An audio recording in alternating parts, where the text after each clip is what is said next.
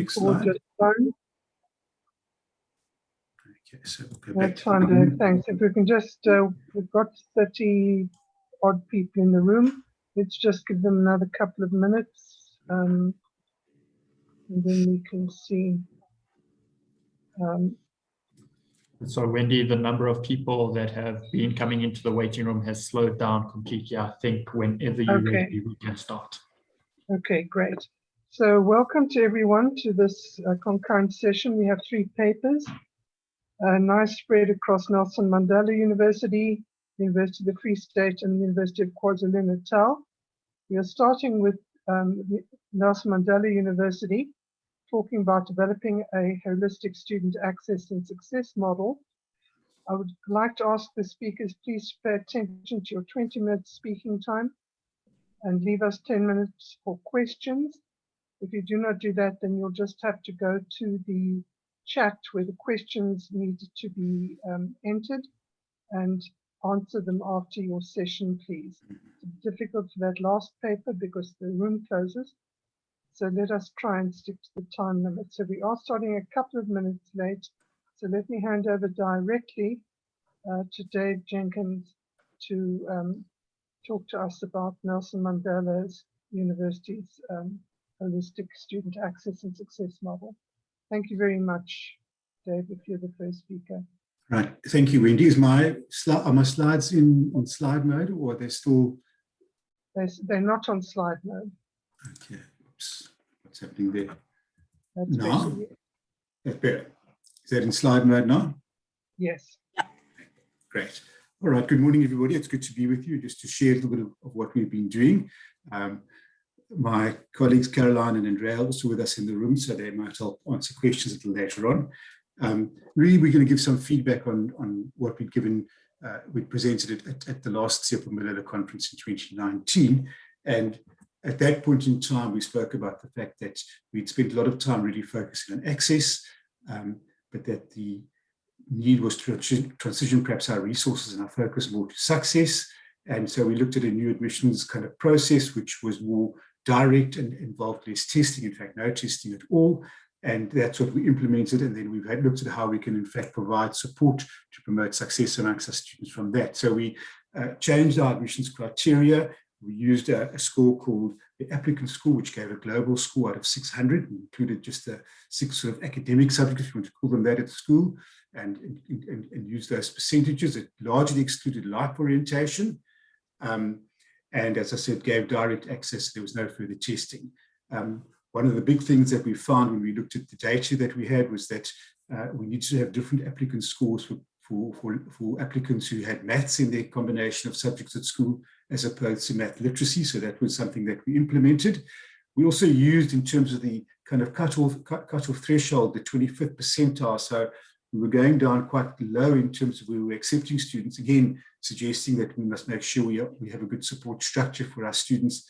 And then very importantly, we looked at the quintiles, and it was important that our new admissions criteria shouldn't kind of disadvantage students from quintiles 1 to 3 in particular. So that was looked at. And right at the end of the process, there was some request that some acknowledgement was given to life orientation. And so 7 points were added to that global score for learners from quintiles 1 to 3 who got more than 50% for life orientation. There was quite a lot of value that the new model gave to us, but the 2 things I'd like to draw your attention to are those highlighted in orange. Firstly, that the criteria we used were now based on the research of a pool of successful students who had been tested for admissions over the previous 20 years and who had graduated at the end of their studies. And then secondly, based on the information we had, we found we were able now to start making developmental or support recommendations for all accepted applicants, not just for those who had been tested as we'd previously done. Obviously, the big thing was, does this model work? And so what we're just reporting on is how things have gone. Firstly, in terms of access, because we were focusing a little less on that.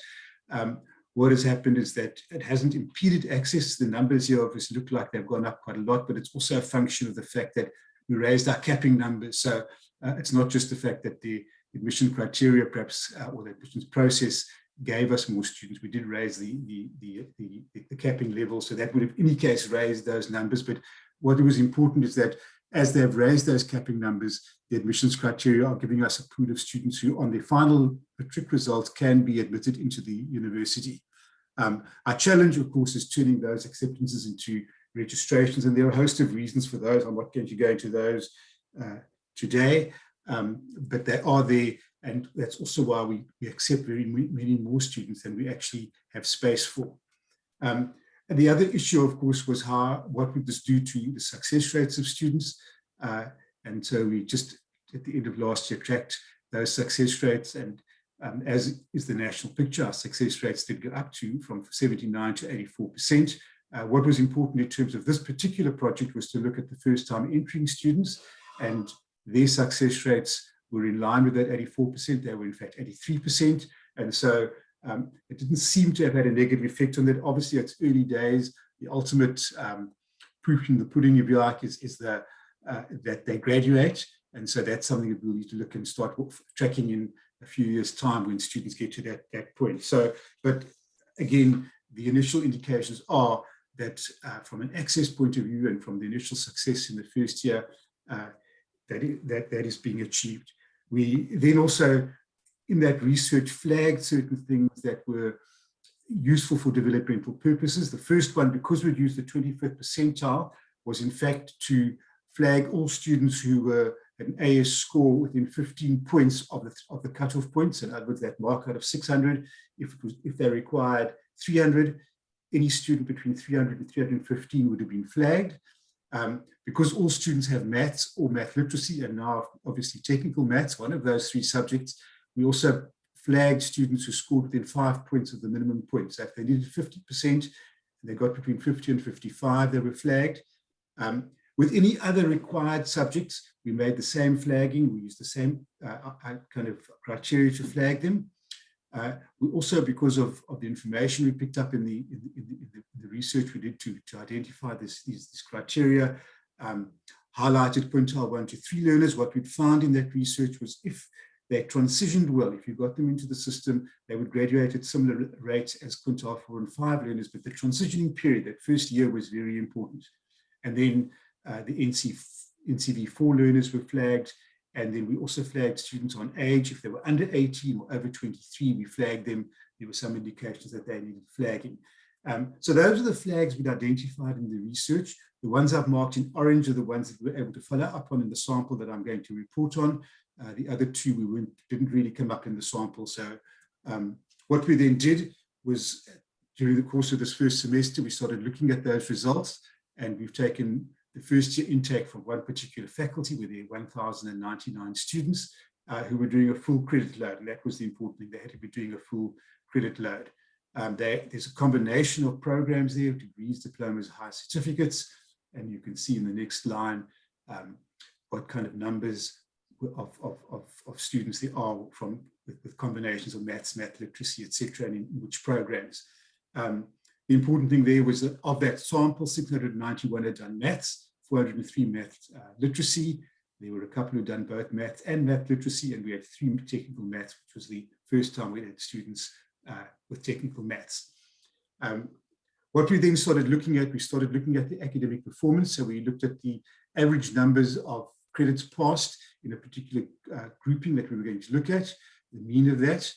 We looked at the percentage of people passing 80 credits and the percentage of students passing 100 credits. The reason for those two figures was that 80 credits is more or less where our readmission policy kind of lies. So that's what the student would need. The 100 credits is where we would expect students to graduate. We found with our research that in fact the 80 is probably a bit low, and ideally you want students scoring or earning about 100 credits. So that's what we had looked at. In the sample, what you'll see is this.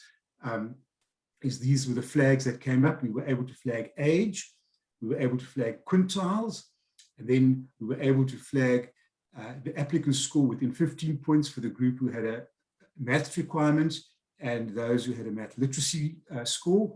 And then we also were able to flag those within 5 points of the minimum maths mark and 5 points of the minimum mathematical literacy mark. So that's what the flags we'd seen. We then started looking at those flags to see what would happen. So the first graph here reflects what those flags are telling us. across the bottom are the number of flags that the group has. The light blue reflects the percentage of students who scored 80 or more credits. The dark blue reflects those who scored 100 or more credits. And then the orange line at the top reflects the average number of credits in that group. So what you'll see here is that those students who had no flags scored the highest number of credits, and they're also the highest group over here. Then the number begins to drop down. 1 flag, 2 flag, 3 flags. So kind of tying up with what we thought, that the more flags you have, perhaps the more support the student would need. The anomaly, obviously, is the group over here right at the end with 4 flags. There, something else has happened that's been a bit different. We'll have to investigate that. That particular group is quite small. There are only 17 or 18 students in that group out of 1,000. But it does need some further investigation to kind of understand what was going on there. The other flag that we looked at was age. And we said, well, that would be kind of where you would expect the 18 to 22 group is the kind of normal group that you'd expect students to be. And those, you can see how they're doing. The group under the age of 18 are kind of doing more or less as well as that group 8. They're marginally lower marks, but they're kind of sitting there okay. The group that concerns us here is then the group in the age group 20, above 23 and older. You'll see there that their mean credits and also the percentage of them who kind of falling in that range where they have a reasonable chance of being successful is much lower, and so certainly an area for concern. And we also then obviously had the quintiles, and again comparing the group quintile 1 to 3 and the group quintile 4 and 5, there's a difference in performance, tying up with what we identified before we brought in the new admissions criteria, again pointing out to where we need to focus our support areas. The other area that we looked at, as we said, was those falling within 15 points of the cutoff point.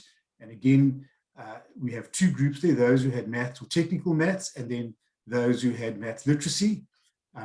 If you look at the maths group, there's the group who've got flags and the group with no flags. Certainly those who were flagged, their performance indicates that they need support. There's not much difference when it comes to the math literacy between the 2 groups, the flagged and the non-flagged group. But overall, tying up with what we're really going to see is that the math literacy group is a group for concern.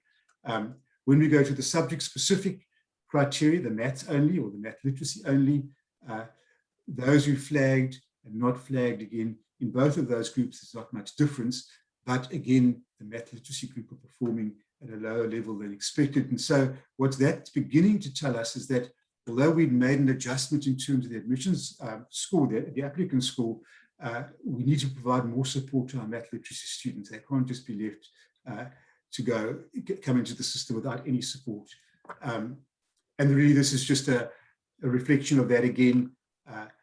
The full maths group, the full math literacy group, just comparing their means and the scores, the number of people who scored 80 credits or 100 credits, again, just showing that difference between the maths and the math literacy performance.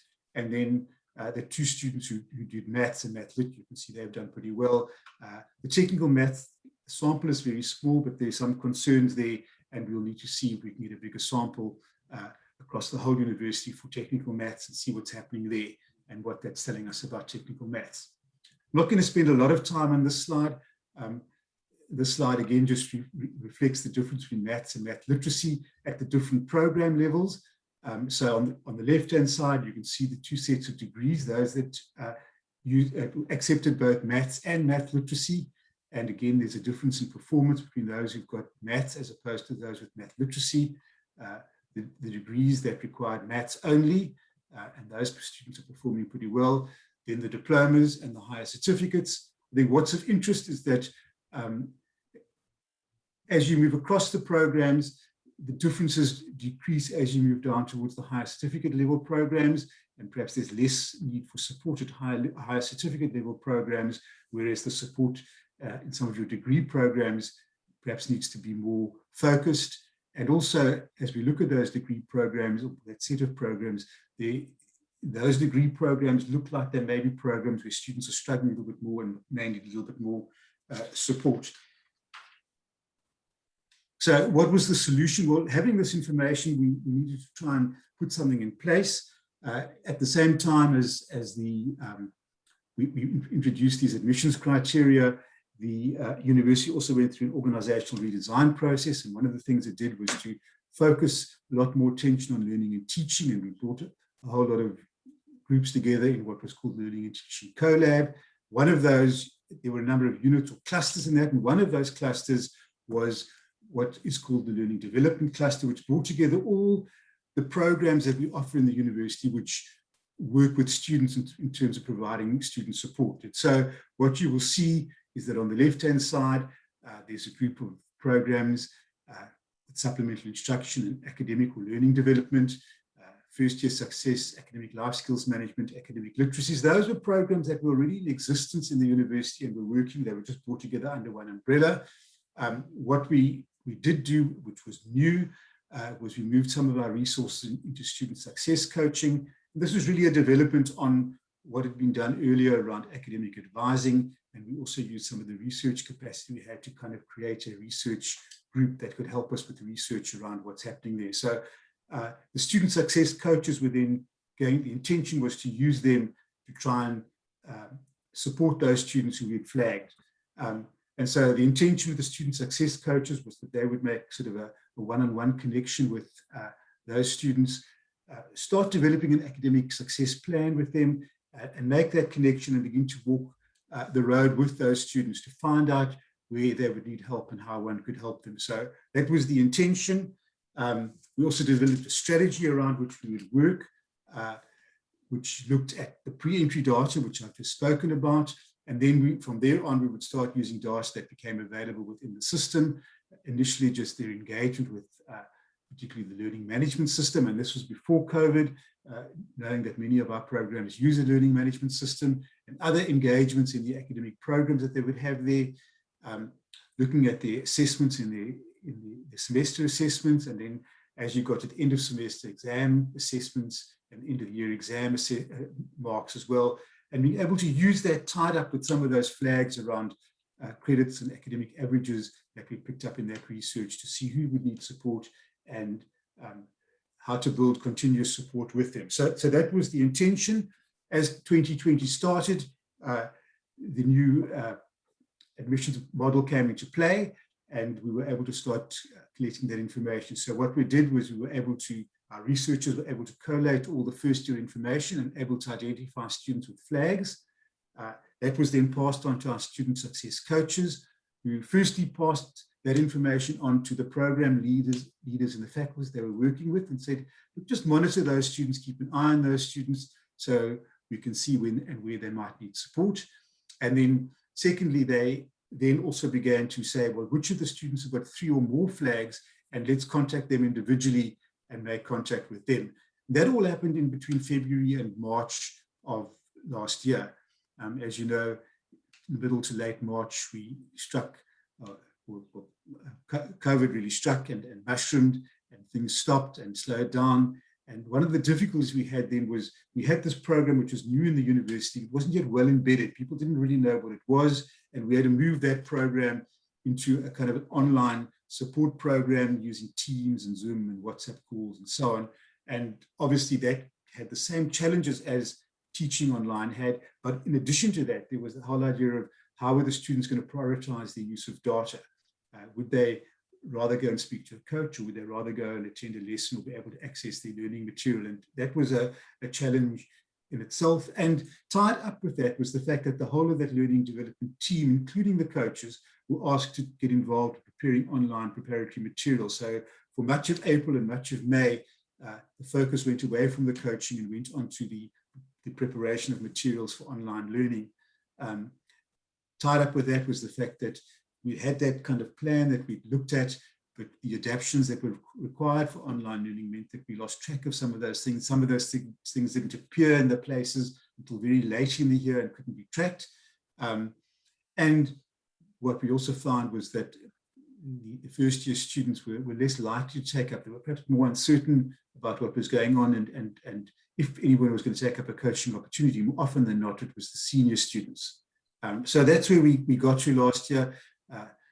Despite those challenges, we've moved into a situation where we've been able to start re-implementing the program again this year, and we've got it more knowledgeable and more able to do things. But what we did do last year was we did make contact with, and these are the coaching contacts. There would have been other contacts as well, but with 465 students, and they were seen for around about 874 sessions between January and December. The effect of the lockdown is seen quite clearly. 50% of those contacts happened in the first quarter, and the other 50% in the second half of the year. And one of the areas that is of concern, obviously, is that more than 50% of the sessions were only one session sessions. And that makes it very difficult to keep, to kind of coach somebody if you want to do that, but you can see the other sessions going there. What did the students come and see the coaches for mainly? Mainly they came for things like their time management, their study skills, motivation, those sorts of things. You can see them there, and then we've just reflected on who most often sent students to the coaches, and where did the coaches most often send the students to for further assistance. And there's the second two lines there. But just as I come to an end then, if we reflect on the process, what has it told us? Firstly, that the AS, or the applicant score process, hasn't impeded access, and that's very important for us, so we know we can focus on success. The initial indications are that success rates are okay. So again, those criteria are set probably at the right level, but that needs further work and further monitoring. We really will only know once we've had a full cohort go through the system. The research is beginning to tell us that some of the flags are perhaps more important than other flags and maybe need to be prioritized. Rather than the number of flags, maybe we need to be focusing on specific flags, things like maybe the quintile 1 learners initially in that first term, particularly perhaps our math literacy students, what help do they need? And also, in addition to that, it's beginning to tell us that maybe we can also use it to identify some of the high-risk qualifications where we need to make sure we get support in quite early. What needs to happen now is we need to do further follow-up work on those flags, seeing what information they're giving us and how we can use them better. We need to track our students in the longer term to see how they've progressed. We also need to look at ways of automating the generation of the flag. We don't want to, there's quite a big delay between registration and getting the flags. And ideally, we want to be able to generate those flags directly as students register. And so we can start making contact with them immediately. And then I think the other thing is that the coaches themselves will need to look at strategies to reach students with high-risk flags, perhaps more early, and then also to increase the number of sessions we have with those students so we can work with them in a more long-term way and also walk that road with them in the kind of way we would like to walk with them to be able to support them as they come into the system. And I think the other thing that COVID has highlighted for us is the possibilities and the limitations of using the online platforms. I think as we go into a much more mixed mode, hopefully in the next few months, it'll be possible to use some of the advantages of the online system to make sure we reach out to those students better, but also to be able to bring them perhaps into the face-to-face contact, which are needed initially to get the system going. So that's where we are, and we'll take any questions at that point from now. Thank you. Okay, thank you very much, Dave. We've given you an extra 5 minutes because we started 5 minutes late. So we've got, in fact, about 8 minutes.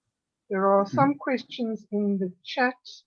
So are the people you refer to as success coaches actually academic advisors?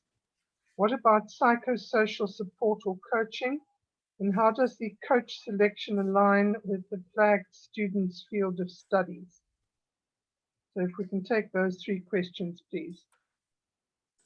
Okay. Are these student success coaches? Okay, I've got them there. I'm going to just check them. And okay. Andrea and Caroline, if you want to add anything.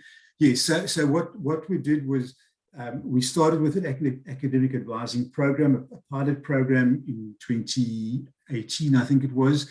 And the decision was that, in fact, we wanted to move much more to a coaching program, more long-term kind of program. So yes, we don't have full-time advisors, and this is something we need to look at.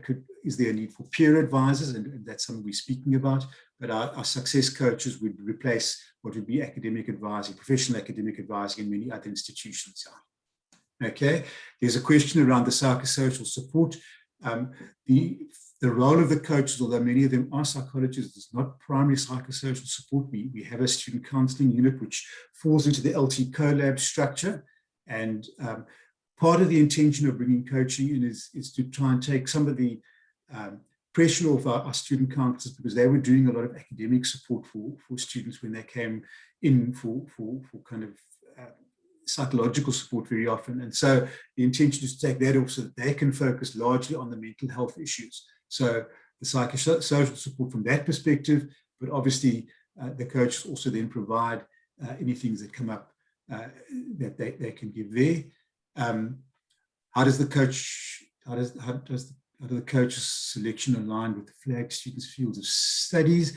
We have tried to provide a coach for each faculty. So we have our coaches linked to each faculty so they understand something of what's happening in the faculties.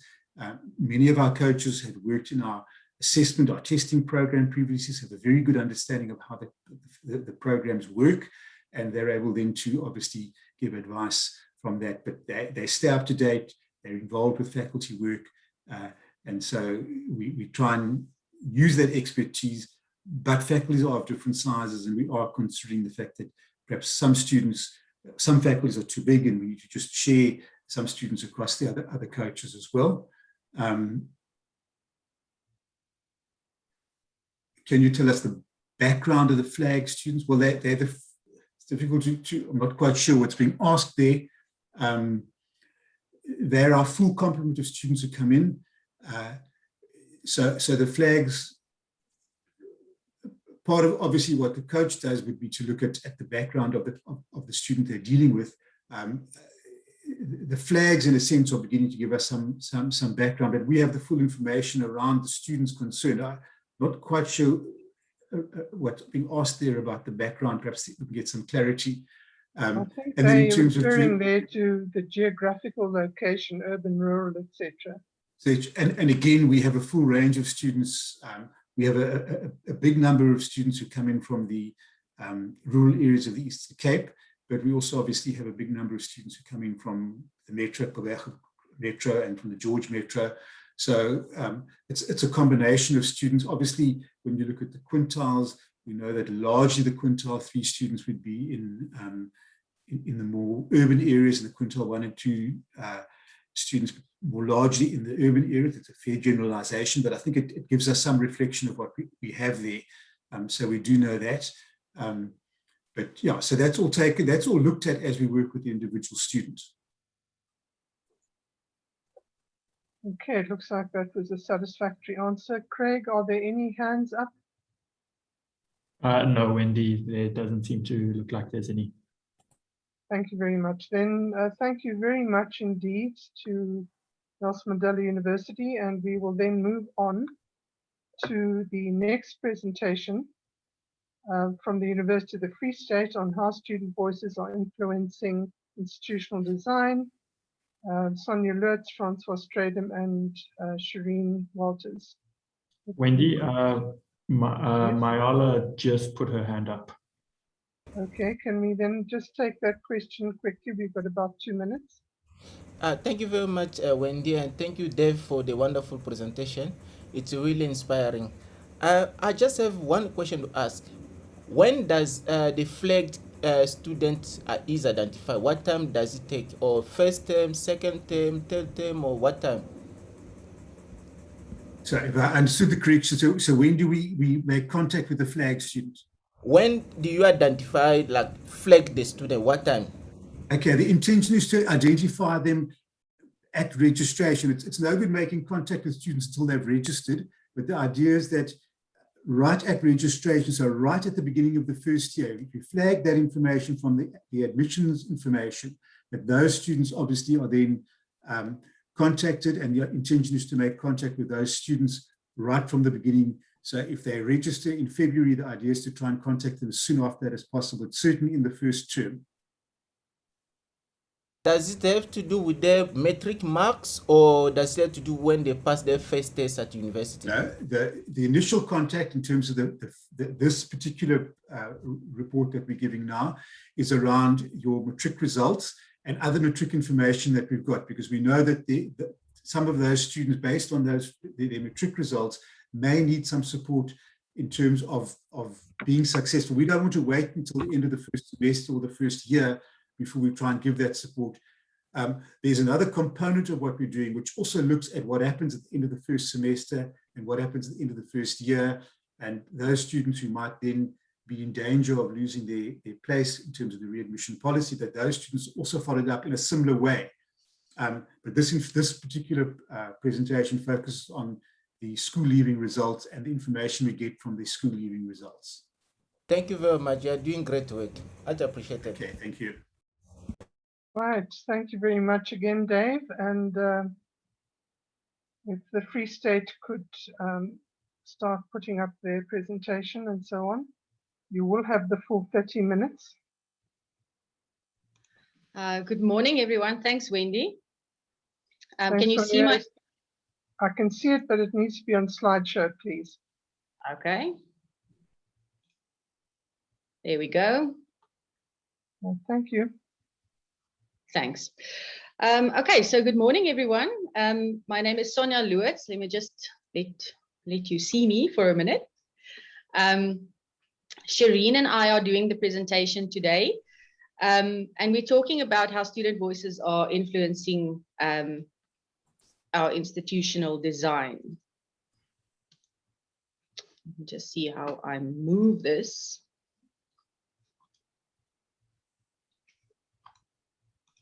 Okay. So the study that we're talking about is a qualitative study of about 215 undergraduate students that we spoke to on our Bloemfontein and KwaZulu campuses. We use journey mapping methodology, which comes from the retail industry, but as many other methodologies, it expanded also into education. I'll explain to you the journey and the steps that we mapped students' educational journeys on. In the broader sense, the dual purpose of the study is, first of all, to, in an academic sense, contribute to how we understand student success beyond numbers and from a student's point of view. But for the purposes of today, what we're presenting is how we are using these student voices to influence practice, the things that we are doing at the university. So the 7 stages that we divided students' journeys in, first of all, we have the initial contact. We've got pre-registration. So from the moment students make contact, the application process with the university, the registration stage, we've got transitioning to first year, the first year experience, transitioning to senior years, the senior years experience, and then transitioning out of university. And transitioning out also means transitioning to postgraduate studies, but it also means transitioning out, as in out of the university when they're not continuing with postgraduate degrees. So the key question that we ask students is, what is it that helps you succeed in each of these phases? So students were asked to reflect on their own journeys. They were talking to each other first, and then they were talking to us, sharing their experiences. And we thought today to share the students' journeys with you. It'll be nice to hear from a student's perspective. So with me, I've got Shireen Walters. She is a 4th year law student, so she's almost done with her undergraduate degree. And she's going to take you through these stages. Obviously, we had to summarize it quite significantly because of the time constraints, but she's going to take you through some of the main findings that the students were saying, and she's also going to share with you a little bit of her own experience in each of these stages. And then after Shireen has shared that with you, then I'll just take it together and I'll give you some examples of what we're doing with the data at the UFS. So I'm handing over to Shireen.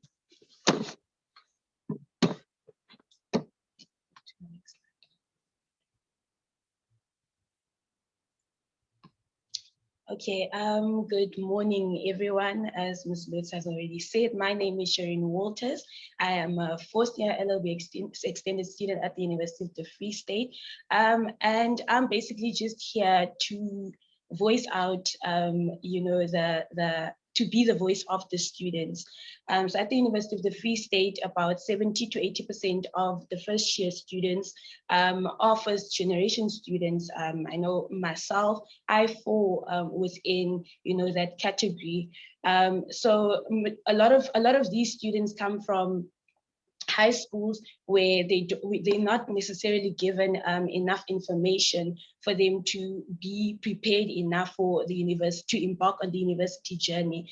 And I mean, on top of that, when you come to the university, your first experience with you know, the whole registration process, it becomes so, it just adds on to the anxiety of, you know, being unprepared, not knowing what to expect because you're not getting enough information before you embark on the journey. But also there's a lot of other things that also hinders the process, you know, and adds on to the anxiety, such as, you know, not having accommodation. Some people come and they try to register, you know, not having the finances to help them. So these are some of the things that really hinder the registration process for the, you know, the first contact you have with the university. So one thing that helped me when I initially registered was the fact that there were people who were always willing to help. So, you know, the registration staff, those were the kind of people that when you have a question, they are always there to assist, to help you. So that is one thing that really, really helped me in making sure that I understood the registration process. I actually, you know, register for the proper modules, and yeah, so like knowing someone, having a peer or having a senior student assist you through the process is one way in which it really assists in the registration process. So transitioning to first year and the entire, you know, first year experience. So for me, in my first year, something that was the stepping stone, I think, to my success was the initial event. So the orientation, we have a 2-week orientation program. And I think without that, I would not have succeeded in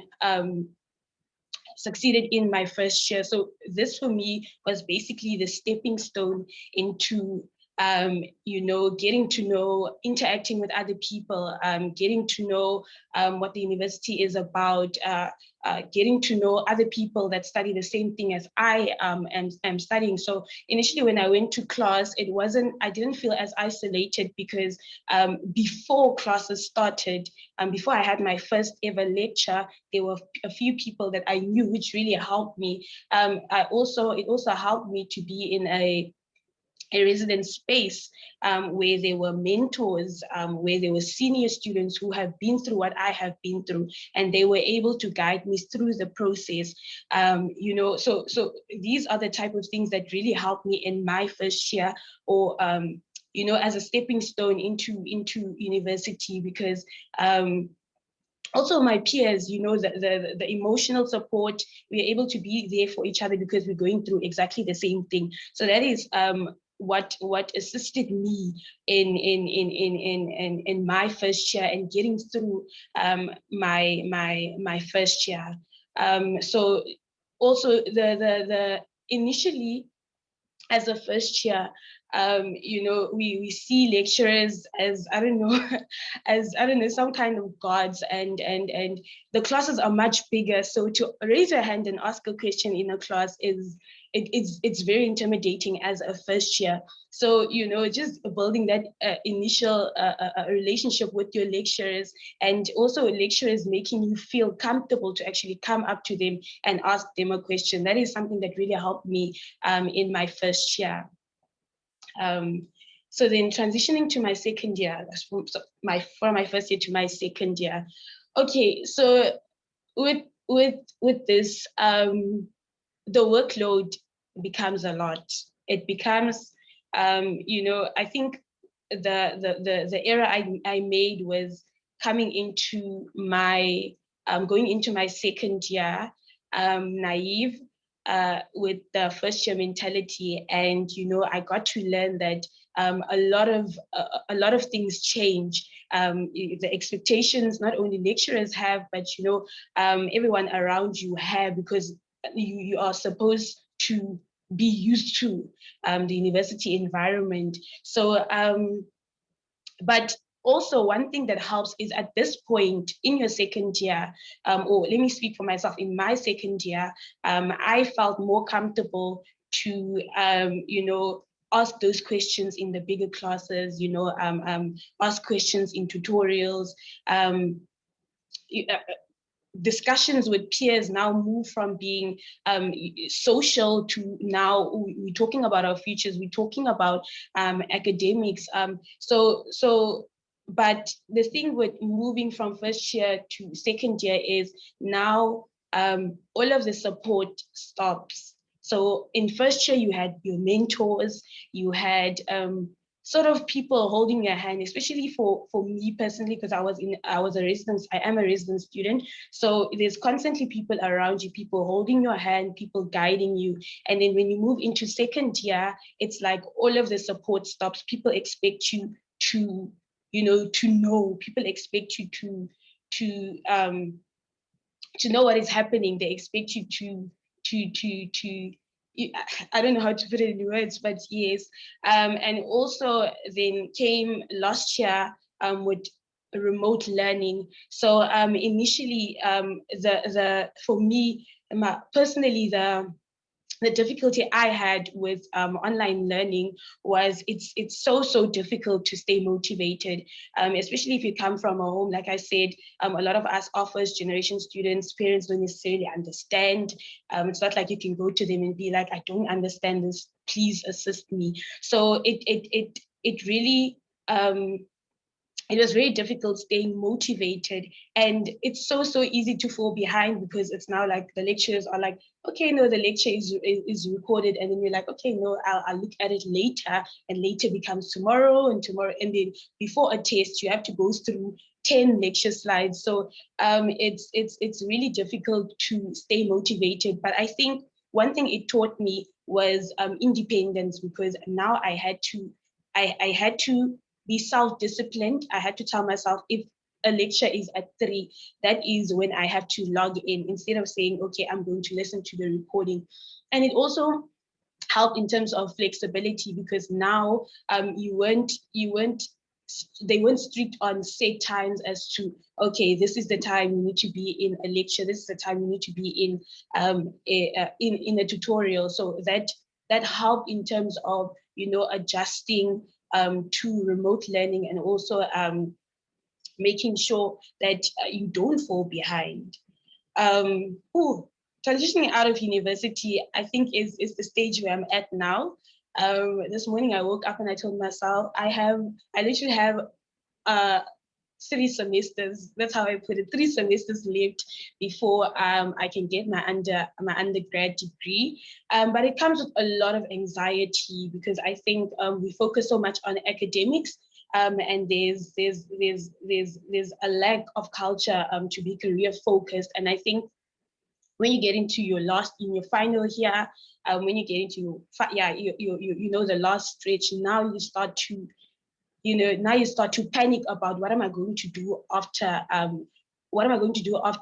getting this undergraduate degree. And I think sometimes it all falls back to the initial registration, because sometimes students don't get told that if you take this elective,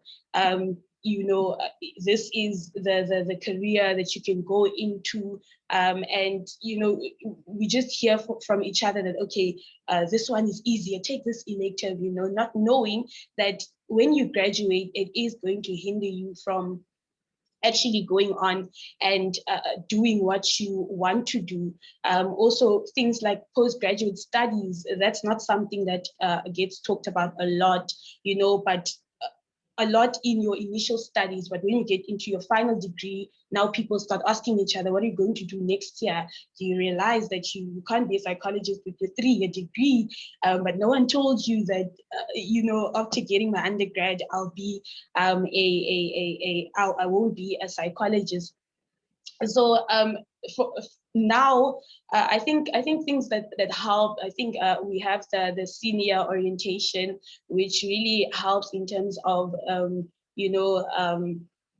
connecting and just opening up our view, and the fact that it's from, like, you consider the senior from second year, so you can really start and prepare for your post university experience. So things such as vacation work, things such as job shadowing.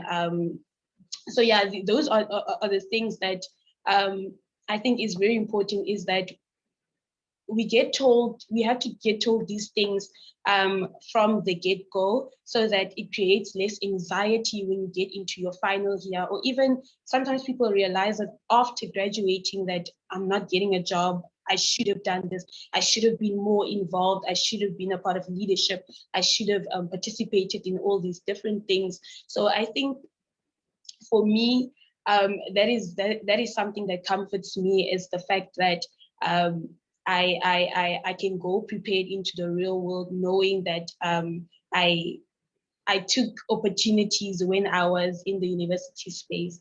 So yeah, that's it from me. Thank you so much for the opportunity. Thank you. Back to Ms. Lutz. Thank you so much to Shireen. She's busy writing exams, so we're very grateful for her to come and share and be the voice of the students. And her story reflects what the majority of students also told us. So from the broader study, just to summarize the key things that we take away from what does student success mean for students, and what does it mean for us, and how we need to respond to it. First of all, there's a big need to manage students' expectations. There are three big transitional stages: when they come in, when they move from first year to senior, and when they're transitioning out. And we need to manage students' expectations. Those three phases create lots of anxiety. Students don't, particularly because they're first generation students, they don't know what to expect, they don't know how things work. We need to teach them how to be students in these three phases, and what to expect when they move out. The second important point is that students' academic expectations and experiences change, particularly between first year and senior years experiences. And it's up to us to make sure that our support structures also need to mirror those changes. For example, as Shireen was also referring to academic advising, for example, in the first year, academic advising might be a bit more focused on getting the right credits, getting your registration correct. So a more intensive focus on getting the modules correct, or getting the courses correct. But then later on in the senior years, it might change to a bit more to be more career orientated, or goal setting orientated, personal development orientated, and so forth. The third point is probably the most important point. Relationships are absolutely central to student success, particularly peer relationships. Peers in terms of mentoring, in terms of informal friendships, in terms of academic friendships. Peers really play a central role in helping students succeed throughout their educational journeys. And lecturer relationships are absolutely vital. That you can't really put into words how much it means to students when they get appropriate feedback from lecturers, or when they get that pat on the back.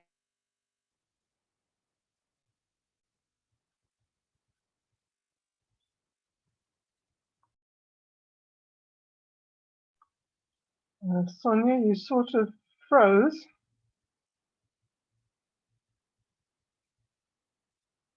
Can you still hear me, Wendy? Yeah, now you're back again. Oh, sorry about that. So you were more or less about learning with technology, I think, was the last I heard. Okay. So just a final thought on relationships that are central to student success. Most of our institutions have multiple campuses. It's important that you can't have a blanket approach for your campuses in terms of interventions for student success. There needs to be nuanced interventions for campuses as well. And technology was not really part of the original planning of the journey mapping, but it happened, COVID happened. So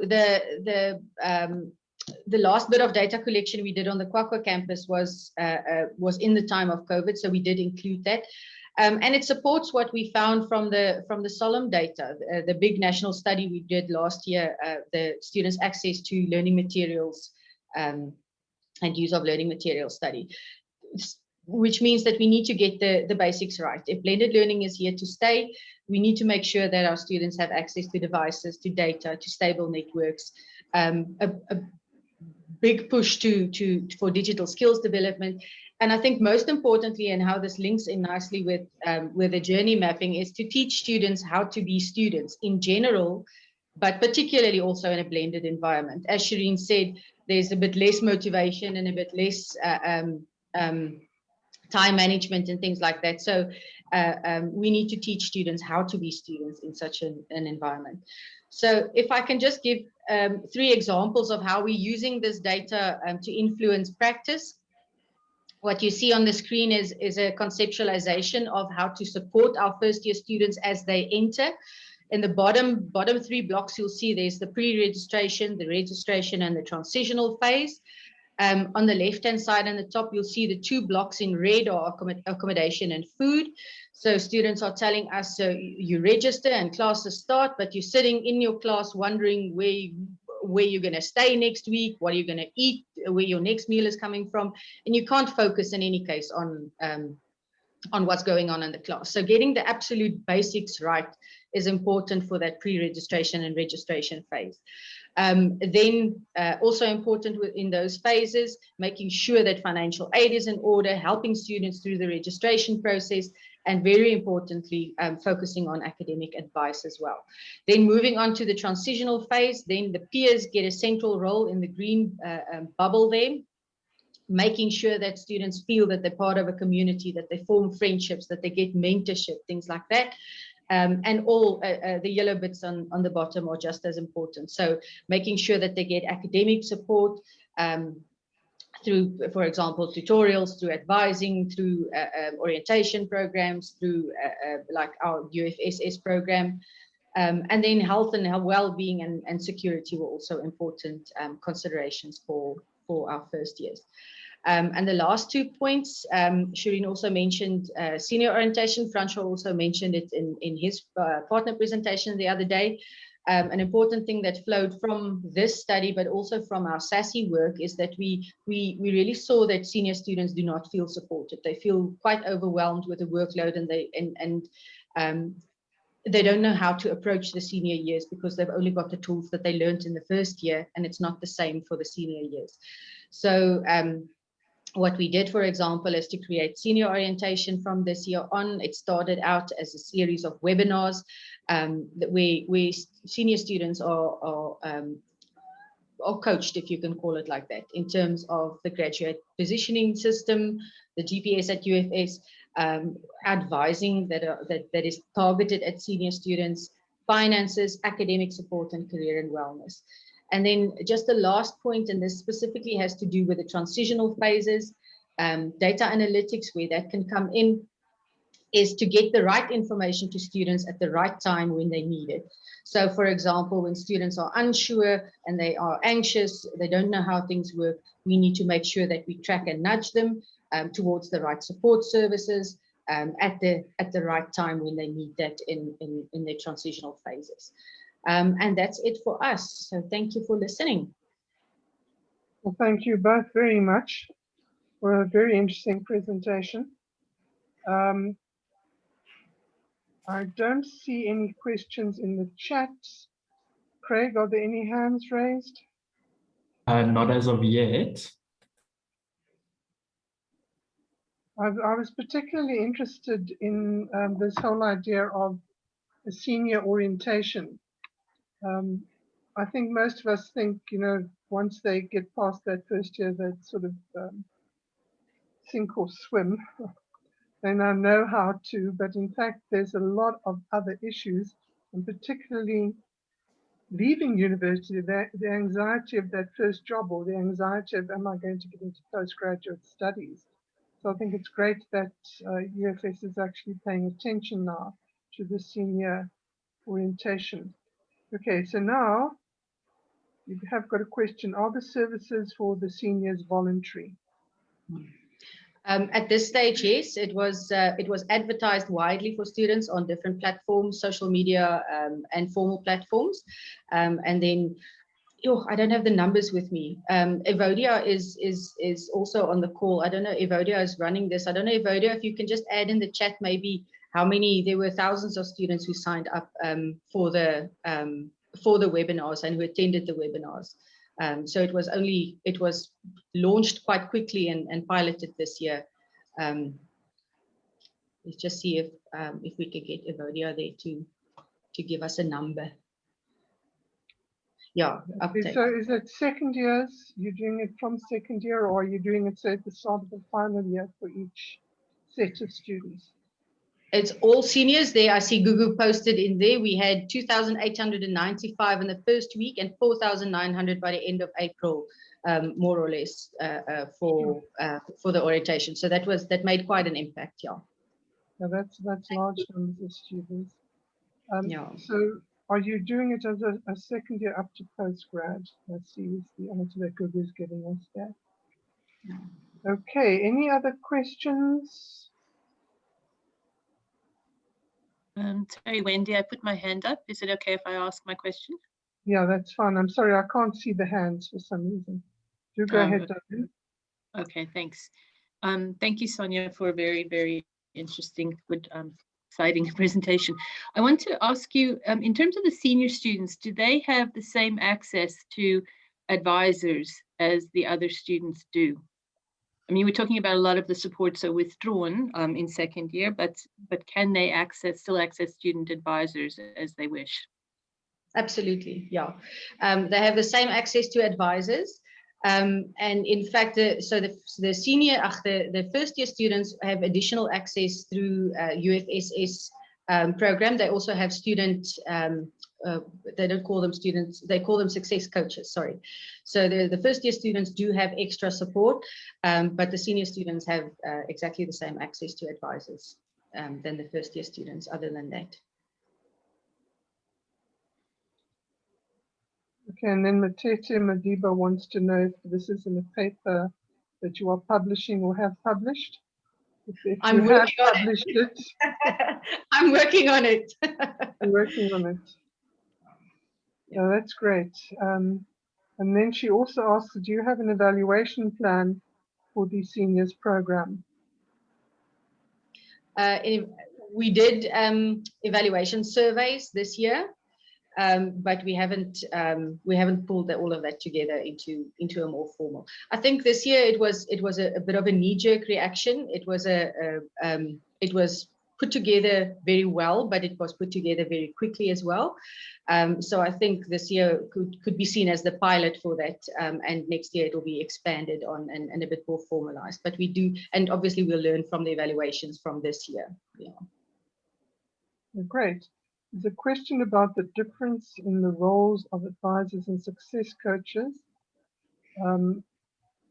But then I see that there's also an answer from Gugu saying that the success coaches are peer advisors. So Yeah. unless you want to expand on that, Gugu has answered it for us. Yeah. Yeah. Okay, any other questions? Otherwise, thank you very much, Sonja and Shireen, for doing this in her exam time. I'm sorry if there's a noise in the background. The hardy-dars around here are extremely noisy, which is a bit irritating when you're sort of online. But thank you very much. And if our next university could start getting online, thank you very much, Shireen, for your contribution. Okay, the next university is KwaZulu-Natal.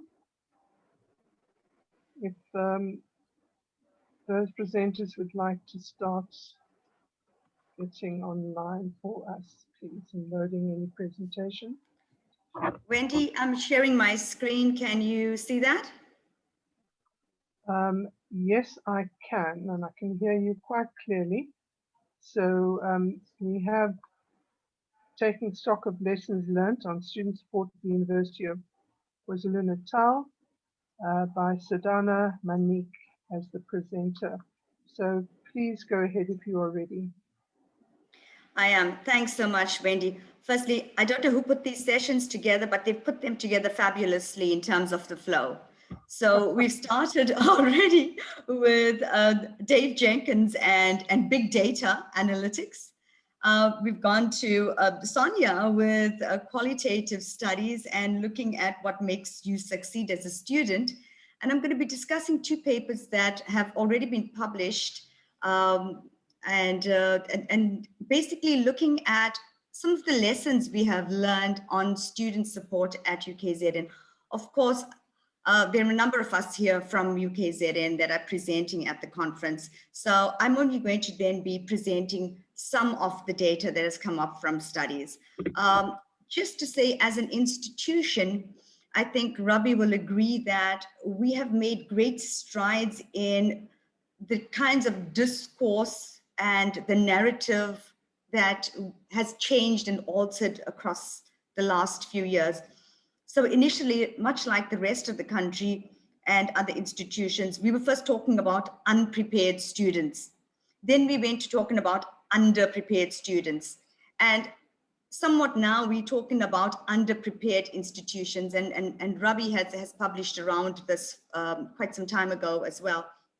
And so within this particular ambit of underprepared institutions, there's a lot of work that's done, and much of it is not just big data analytics, much of it's actually mixed methods as well. But I am just going to extract some of the qualitative data and some of the papers that have already been published, and looking at these lessons that are really important for us to share with each other as institutions. So that's just my introduction to where we are right now and what we're doing. So I think we're all quite used to seeing this quote by Tinto and around support being a condition that promotes student success. And I'm quite interested in not just student success, but actually what makes students leave? What are the reasons for them departing from institutions? Because they've come to this point where they've realized that they are not going to be successful. And so the choice is for them to leave. So that's been part of my motivation for the work that I've been doing. But I also look a lot into students and their experiences, not just in the first year, but in all of the other years as well, because what has come up as well quite a lot is that students don't just need support in the first year. Their support needs to be continuous, as Sonja was speaking, across the years, from first to final year and into postgraduate study. Where we are at the moment, like with most public institutions, is that there are these huge discourses around throughput and graduation rates at institutions. People are talking about and writing extensively about low graduation rates, about not healthy graduation rates, et cetera, et cetera. So it's really of concern. But what's even more concern for institutions is that your government funding is dependent on your throughput and graduation. So having your students be successful is actually critical to getting that funding. And that's been a huge impetus as well in terms of let's get the support right to assist students. If you know anything about UKZN, then you know that we are an institution that has merged. We're about 5 campuses. We're really in this rural poor province. Okay, what's been what we hear is a rural poor province. We know that our campuses are in urban areas. So we are drawing a student population that is largely rural and poor, whether we accept it or not, but this is the bulk of our students. So we're now catering for a diversity of students actually in recent years. But of course, Black African students have really benefited from this widening of access, like with most public institutions in South Africa. And a large number of them are first generation students, as we heard in the previous studies. Okay. Sorry, it looks like it's frozen. I'm just trying to see what's going on here.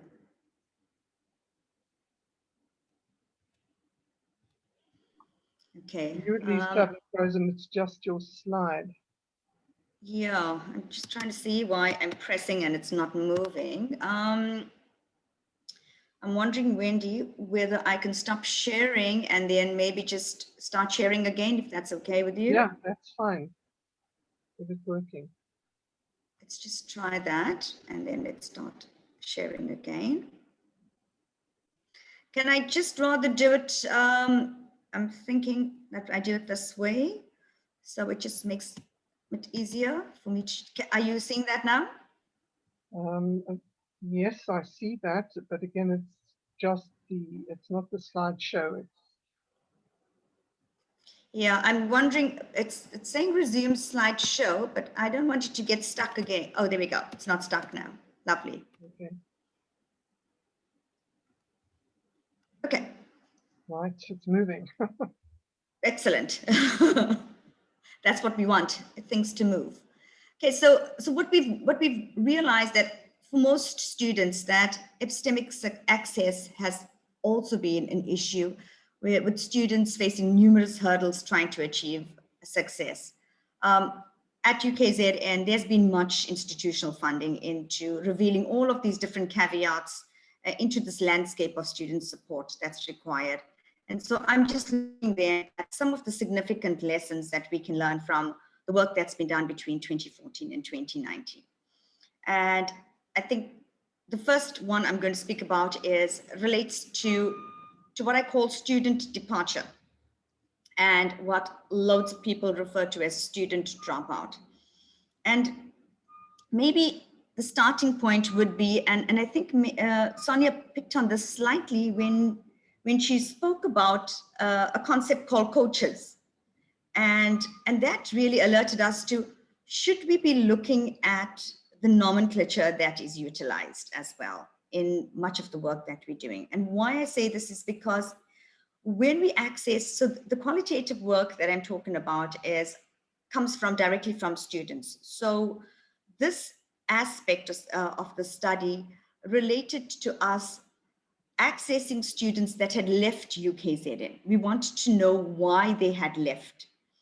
And the first thing that came up was that term of dropout was a term that they didn't particularly like as well.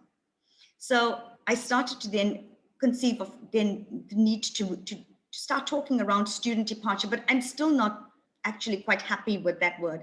For some strange reason, I think because language carries emotion, when we think of departure, particularly now in the times of the pandemic, we're thinking about death.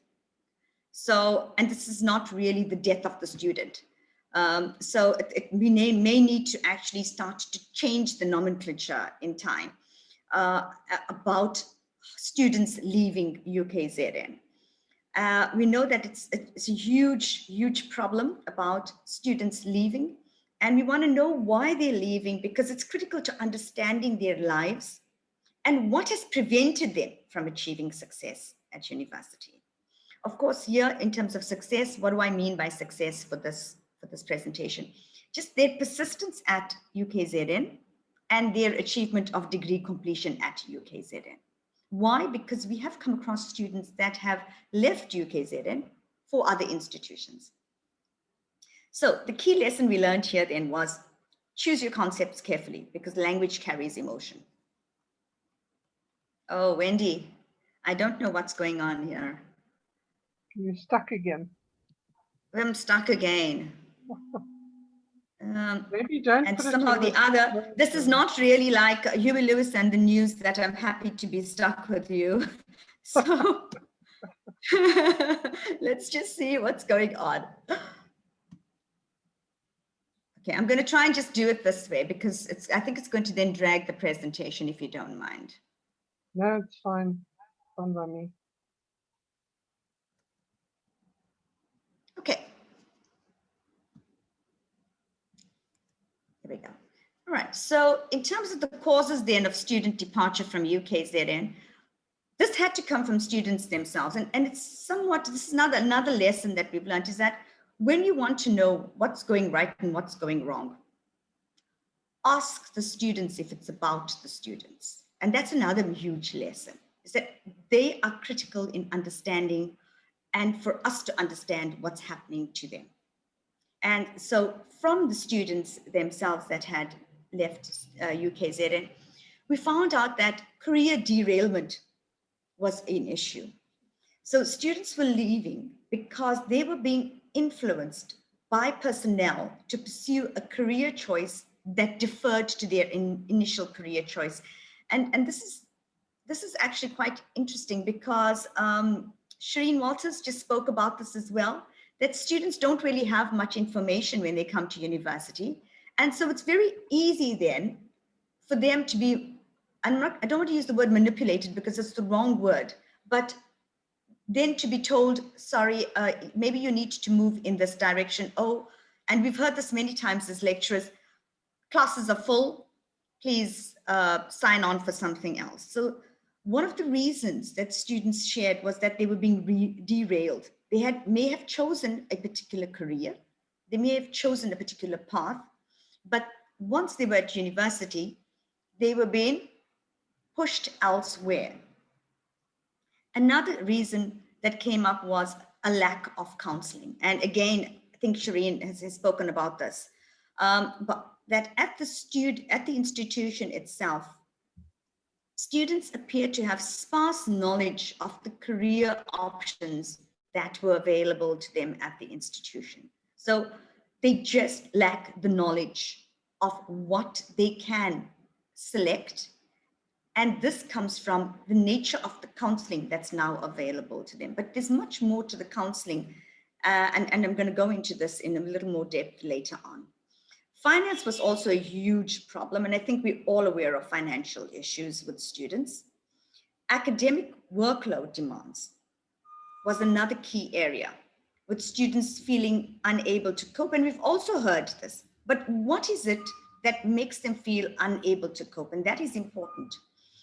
And it was this articulation between matric and that first year university experience and insufficient time for that adjustment. And then that, and when I'm talking about the adjustment, I'm going to go into the details of what is the nature of moving from matric to first year university that makes things so difficult for students and creates stress amongst students. Very, very importantly, students were experiencing multiple stresses. So was not just one. They didn't just experience career derailment. They didn't just experience finance. They were experiencing this multitude of stresses that appeared to be overwhelming them. And they were not actively seeking assistance. Now, no one is going to know if you are struggling if you don't speak up. It's as simple as that. And so there was this culture of silence amongst students, particularly for those students that had left, that had departed from the university. They didn't speak about it. They didn't talk about it. They did not request for help. They did not tell anyone. So ultimately, an important lesson for us at UKZN was to have greater institutional engagement with students, to know what their needs are before they get to the point where they have to depart. We then went to current students. So we then moved, this was like a huge study. So one of the foci was on students that had departed. Another of the foci for this project was to look at current undergraduate students and then to ask them, to tap them, what were their conceptions? What were their ideas? What were on the support that they needed for them to achieve success? And here I've just put in a little bit of literature from Lowe about a student who persists and achieves success, or who persists will achieve success unless, of course, there are outside environmental factors, etc. And we know that there are numerous environmental factors that are impacting on students. For us as an institution, we're also very aware, and for me as an institutional researcher, I'm very, very aware that we have to learn how to best serve our students if we want to retain them and if we want them to be successful. And again, this goes back theoretically to students being our customers. So this again flagged the idea that we need to ask students to divulge their needs, because then that constitutes customer feedback. So from around 502 questionnaires, we then gathered the following data, and a lot of the responses were actually also open-ended. We had open-ended questions, and so the responses then really came from that. 45%, sorry, that of students in this particular aspect indicated that they had considered dropping out or departing from university, and that was important. This was students that were currently at university that had not dropped out. 45% of them had divulged that they had considered at some point in time or were considering leaving. And that's a huge, huge red flag, if you ask me. Another lesson we learned is that students needed these multiple forms of support, as I've just alluded to as well, to ensure their success. So what were the areas that they had flagged as being important for their support? One, an integration into an understanding of the academic environment at university. So they wanted to understand what was the nature of the academic environment at university, what was going on, right? They needed to be inducted into that. They needed to be a part of that. Then it also had to do with them coping with a load of personal challenges. And that is the two main areas that were flagged. So let's look at each of these areas, what fell within them as articulated by the students themselves. Okay, so some students said, openly declared that they felt they were inadequately prepared for what university study entailed. Okay. And the one student's quote was, university is just different from high school. And again, it goes back to that articulation we were talking about from high school, matric to first year. Let's look at all these regions within which students felt that they needed assistance with. One, they were struggling with the style of instruction. Okay. Here, student, and I just cited only one student at a time because we just don't have time for it. Okay.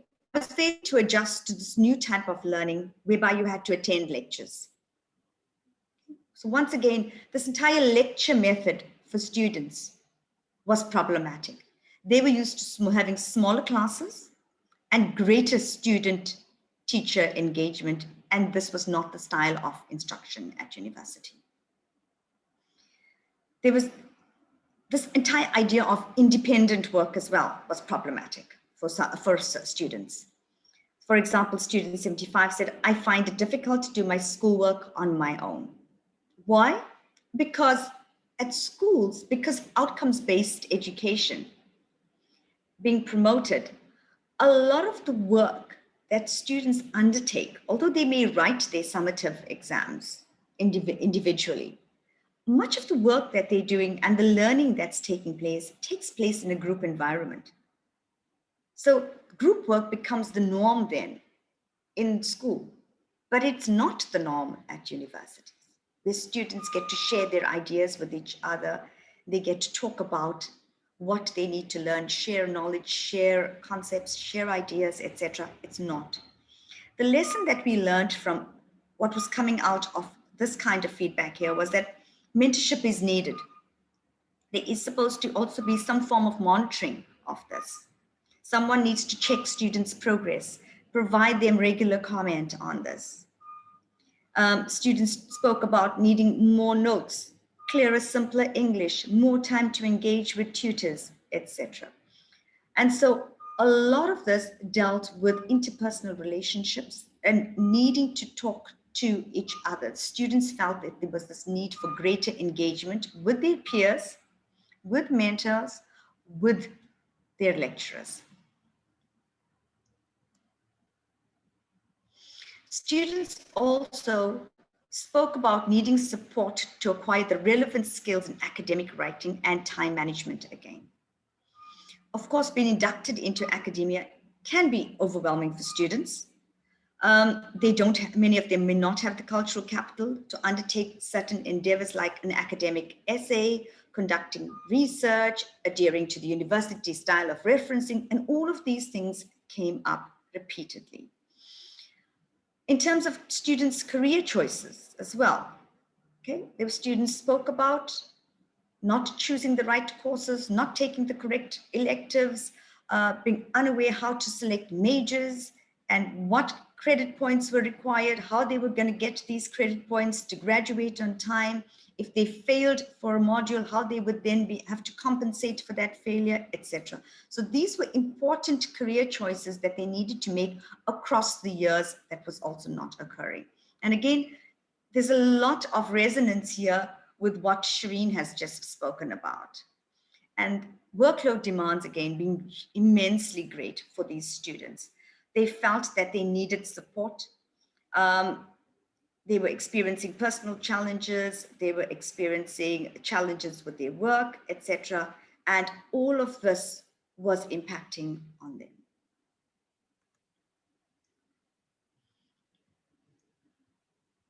Okay, and I just taken one example here about students saying that her worry is academic because her marks are poor, but also financially, she's struggling to pay her fees. So that gives you a sense then that there are multiple reasons for students coming up repeatedly on what's impacting on them achieving success at institutions. And there's again another similar remark: I need support in academic work, in finances, in transport, etc., etc. But there was also this physiological support that kept on coming up. And this was now as far back as 2014, and it's still very, very relevant even today. I don't have money for food, and that disturbs me. And once again, psychological support, being able to deal with emotional issues that the student said was blocking her progress academically. And this shows how all of these aspects are intertwined with each other. And that appears to be leading to a lot of strain on students. And students were making this blanket plea for like several forms of support. And I've highlighted this particular quote from a student: as a person, you need help every now and then. And in fact, it was actually the title of that one of the papers that I wrote. And that summed it up, is that every student at our institution is going to need help every now and again. At some point in time, they're going to need assistance. They're going to need support. And so support then should be very much a part of an ongoing process and the daily life of students. What also emerged as being fundamentally important, okay, was then being stressed all the time. And this was worrying, because if students are stressed all the time, that's not what the university environment is supposed to be like. It's not supposed to be an environment which stresses you out continuously. Okay, and that itself is going to lead to health problems for students who feel unable to cope emotionally. So unfortunately, it doesn't look like it's a nice picture for students from their perspective. And I think it flags a lot of things for us as an institution, some of which we may be able to address, and some may just not be, we may not just be able to address as an institution, but because not all the answers lie with UKZN. So there is a need then for institutional support. There are other interventions required. And the question that I ask is, where does this leave the institution and its researchers? So where does student support stop for UKZN students? And we've not thought about that. We're concerned about their access. We're concerned about their success as an institution, as an institutional researcher. Should I now be asking, where should we be drawing the line? Why? Because we're still in COVID. Institutions are struggling, okay? Can we survive as an institution if we continue to provide financial and associated support? We know a majority of our students are historically disadvantaged students. They're going to require a lot of support. We do know our students largely are African and poor. They really need basics like food and accommodation, which we've been seeing in recent years is insufficient. We know we're having students burn buildings, etc. So there's a lot of things that we need to be considering that we have to address as an institution. Should we be looking for more funding? Should we be looking to ask, is there something that we're missing here in helping students? I don't have the answers. And I'm hoping that maybe we can find out from the students in further studies, what is it that will work for them and for us as an institution? Sadhana, you've got 5 minutes left. And I am done. And my last slide then is just where we are now, okay? Charting a roadmap forward. We've got this particular document that has been published by DOHET that speaks about students being resilient, blah, blah, blah, all of these things. And we need to now see for our particular institution, what is it that our students are saying? Thank you very much, Wendy, and everyone for listening. Well, thank you. It would be nice if you could put in the chat maybe the names of your publications, or Sure. let Sadie have them, because it would be quite interesting, I think, for everybody to read them. I don't see any questions in the chat. Are there any hands up, Craig? Not that I can see. I'm checking, but I don't see any, no. Okay, thank you. Are there any questions that anyone would like to ask? We've got 5 minutes.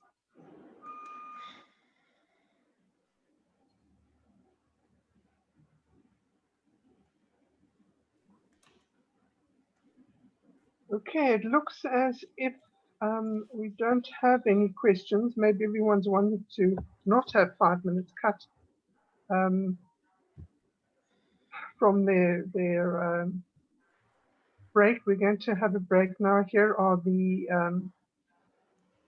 references that are going up in the chat from the South African Journal of Higher Education, and so on. So Craig has also put up the Zoom link there, and he has another reference from 2014, Shifting the Discourse of Student Departure in the Context of Relative Deprivations, also the South African Journal of Higher Education. So thank you very much again. It's always interesting to see people doing quite intensive research into student success and what is causing them to leave the university. I don't think it's very different at UKZN than it is from our university, with forced choice and not getting your first choice of degree that you wanted to study. So yeah, I think it's good to publish these things, that we can see, in fact, the commonality across the various universities, because I do think we have a lot of problems in common. So Sadhana, thank you very, very much. Everyone, please, before you leave, take note of those references in the chat room. And thank you, Craig, once again for your support. Thank you to everybody. I will see you in the final session. Goodbye. Bye-bye.